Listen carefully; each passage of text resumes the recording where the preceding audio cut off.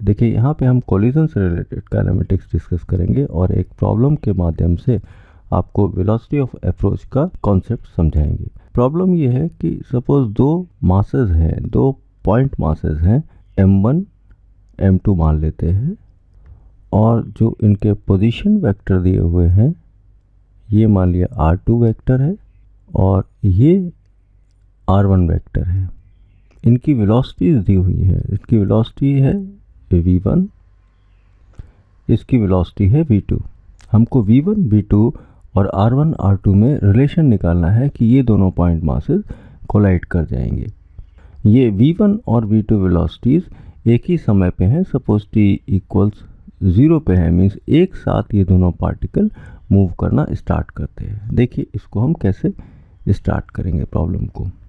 यहाँ पे हम एज्यूम कर लेते हैं कि आफ्टर टाइम t ये कहीं पे मिल जाते हैं। देखिए ये पार्टिकल अपनी वेलोसिटी की डायरेक्शन में मूव करेगा इस तरीके से, ये दूसरा पार्टिकल अपनी वेलोसिटी की डायरेक्शन में मूव करेगा।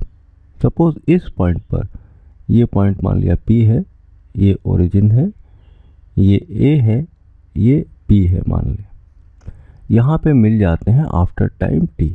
तो इस पार्टिकल m2 ने t टाइम में कितनी डिस्टेंस ट्रेवल की, ये डिस्टेंस ट्रेवल की। इसकी वैल्यू अगर हम देखें क्या हो जाएगी, ये हो जाएगी v2t। इसकी वैल्यू क्या हो जाएगी, m1 ने कितनी डिस्टेंस ट्रेवल की, ये v1t, यानी कि AP डिस्टेंस क्या हो गई, v1t। अब देखिए अगर हम O से P को मिला देते हैं तो ये मान लिया r वेक्टर है, तो ये ट्रायंगल बन रहा है, एक OAP, दूसरा OBP। तो अगर हम ट्रायंगल OAP में देखें, यहाँ पर देखें, तो ये जो r वेक्टर है इसको हम क्या लिख सकते हैं, इसको हम लिख सकते हैं r vector is equal to r1 plus v1t। r vector को क्या लिख सकते हैं, r1 वेक्टर प्लस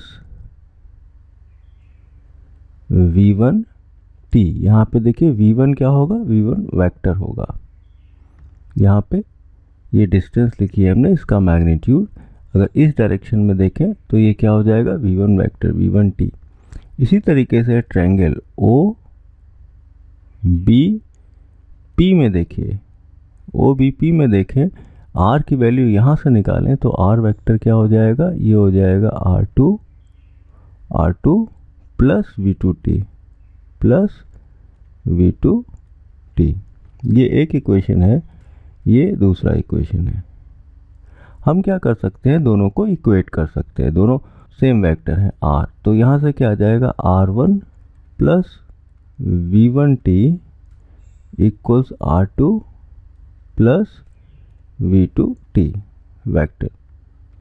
यहाँ से देखिए ये आपका आ जाएगा r1 minus r2 vector is equal to t times v2 minus v1।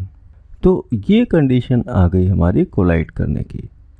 अब देखिए यहाँ पे t की वैल्यू पता हो तो हम r1 r2 v2 v1 के टर्म्स में इस कंडीशन को लिख सकते हैं।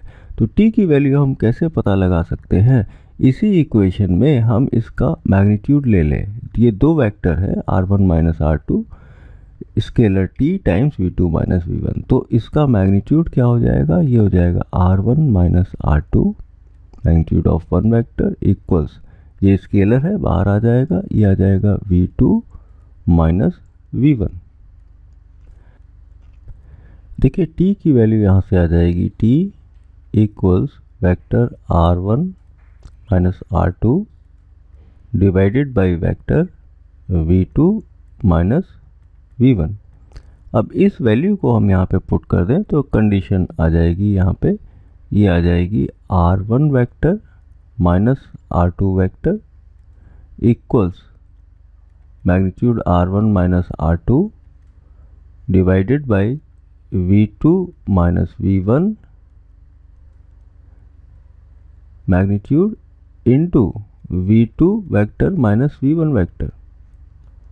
अब देखिए इसको और हम अच्छे से लिख सकते हैं, क्या कर सकते हैं, इसको रीअरेंज कर सकते हैं। इसको रीअरेंज कैसे करेंगे, हमने r वाले फैक्टर्स को एक जगह लिख दिया, r1 vector minus R2 vector divided by magnitude of R1 minus R2 equals V2 vector minus V1 vector divided by magnitude of V2 minus V1। तो ये कंडीशन हो गई इनके कोलाइड करने की। देखिए ये एक स्टैंडर्ड वे हो गया प्रॉब्लम को सॉल्व करने का। एक दूसरा तरीका भी मैं आपको बताता हूँ यहाँ पे। दूसरा तरीका क्या है, हम रिलेटिव मोशन से, रिलेटिव एनालिसिस से हम इसको सॉल्व कर सकते हैं। रिलेटिव एनालिसिस मीन्स हम एक पार्टिकल पे चले जाएं और दूसरे पार्टिकल को के मोशन को देखें। सपोज हम m2 से देख रहे हैं, m2 से m1 को देख रहे हैं। अब t इक्वल्स 0 पे मोशन स्टार्ट हुआ, अब ये इससे कोलाइड कर रहा है। वैसे तो ये इस डायरेक्शन में जा रहा है, इस डायरेक्शन में जा रहा है। अगर हम इसके रिलेटिव देखें कि इनिशियली और फाइनली ये इससे टकराया, मीन्स इसकी वेलोसिटी इसके रिलेटिव किस डायरेक्शन में होनी चाहिए, इस लाइन के अलोंग होनी चाहिए, इनको मिलाने वाली लाइन के अलोंग होनी चाहिए। क्यों? क्योंकि यहाँ पे कोई भी एक्सेलरेशन नहीं है, कांस्टेंट वेलोसिटी से जा रहा है, ये भी कांस्टेंट वेलोसिटी से जा रहा है स्पेस में। तो ये जो रिलेटिव वेलोसिटी है, यानी कि velocity of one with respect to two should be along AB। इसको हम बोल सकते हैं velocity of approach. Means velocity of approach की डायरेक्शन क्या होनी चाहिए, ये होनी चाहिए A to B। पार्टिकल 1 कह रहे हैं, या हम इसको कह सकते हैं पार्टिकल A की वेलोसिटी पार्टिकल B के रेस्पेक्ट में, यानी कि velocity of A with respect to B ये होनी चाहिए ए बी वेक्टर के along, A to B vector के अलोंग। तो देखिए V of A with respect to B क्या हो जाएगा, VA वेलोसिटी ऑफ A मतलब V1 vector minus velocity of B V2 vector. तो देखिए ये जो रिलेटिव वेलोसिटी है V1 माइनस V2 और ये पोजीशन वेक्टर है R2 माइनस R1, ये एक ही डायरेक्शन में होने चाहिए। या हम कह सकते हैं यूनिट वेक्टर जो है A to B के अलोंग, वो चाहे हम यहाँ से निकालें चाहे हम यहाँ से निकालें, वो क्या होगा, सेम होगा। अब V1 माइनस V2 वेक्टर से अगर हम यूनिट वेक्टर निकालेंगे तो क्या आ जाएगा, V1 माइनस V2, ये तो वेक्टर हो गया, divided by its magnitude, magnitude of V1 minus V2। और यहाँ से निकालेंगे तो क्या आएगा, R2 minus R1 vector divided by magnitude R2 minus R1।